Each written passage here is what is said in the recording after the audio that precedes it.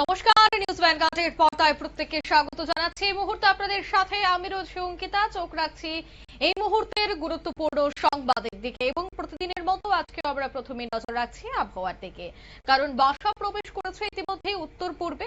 ঠিক তেমনি রাজ্যেও এই মুহূর্তে বর্ষার আগমন ঘটেছে, যার জেরে আগামী কয়েকদিন কিন্তু রাজ্যে লাগাতার বৃষ্টির সম্ভাবনা রয়েছে।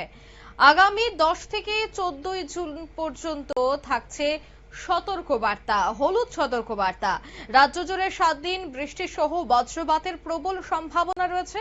ভারী বৃষ্টি এবং বজ্রপাতের কোন কোন জায়গার জন্য দেওয়া হয়েছে সতর্কবার্তা, সে বিষয়ে বিস্তারিত জানবো। এই মুহূর্তে টেলিফোন লাইনে যুক্ত হয়ে গেছে বার্তার সম্পাদক দেবব্রত চক্রবর্তী। দেবব্রত দা, দুদিন দেরিতে এবার রাজ্যে বর্ষা প্রবেশ করেছে, তবে বর্ষা প্রবেশ দেরিতে হলেও যে একটা লম্বা ইনিংস, সেটা কতদিন পর্যন্ত থাকতে পারে এবং এই 24 ঘন্টা কেমন কাটবে?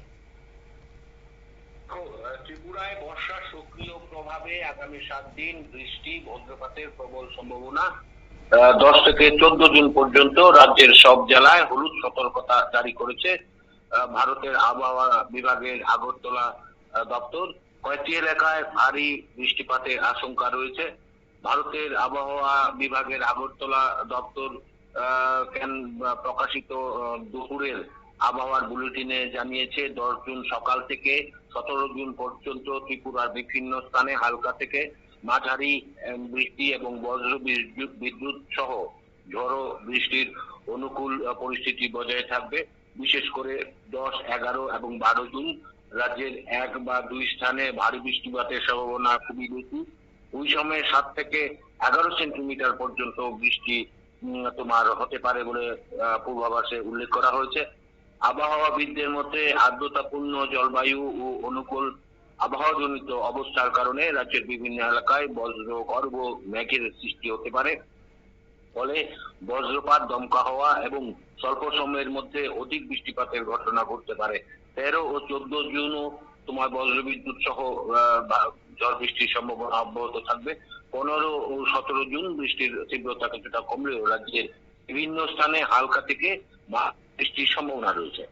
এই পরিস্থিতির কথা মাথায় রেখে 10 থেকে 14 জুন পর্যন্ত ত্রিপুরার সব জেলায়, বারবার বলছি, ত্রিপুরার 8টি জেলাতেই কিন্তু তোমার হলুদ সতর্কতা জারি করা হয়েছে। হলুদ সতর্কতার অর্থ হচ্ছে আবহাওয়া পরিবর্তনের দিকে নজর রাখা এবং প্রয়োজনীয় সতর্কতা গ্রহণ করা। আবহাওয়া দপ্তর সাধারণ মানুষকে বজ্রপাতের সময় খোলা মাঠ, বড় গাছ বা বৈদ্যুতিক খুঁটির আশপাশে অবস্থান না করার পরামর্শ দিয়েছে। পাশাপাশি কৃষকদের ফসল সুরক্ষা এবং স্থানীয় প্রশাসনকে প্রয়োজনীয় প্রস্তুতি বজায় রাখার আহ্বান জানানো হয়েছে।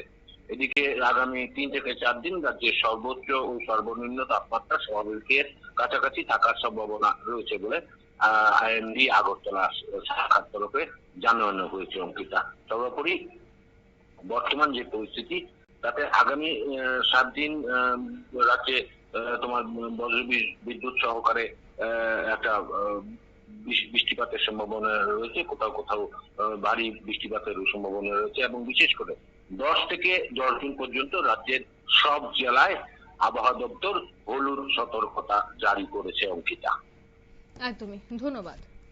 অর্থাৎ আগামী কয়েকদিন কিন্তু হলুদ সতর্কবার্তা থাকছে রাজ্য জুড়ে ভারী বৃষ্টির জন্য, এবং যেহেতু বর্ষা প্রবেশ করেছে তাই এই বৃষ্টির ইনিংসটা কিন্তু অনেকটাই লম্বা হতে পারে বলেই এখনো পর্যন্ত যে সম্ভাবনা। নিয়ে নিচ্ছি ছোট্ট একটি বিজ্ঞাপন বিরতি, সঙ্গে থাকুন।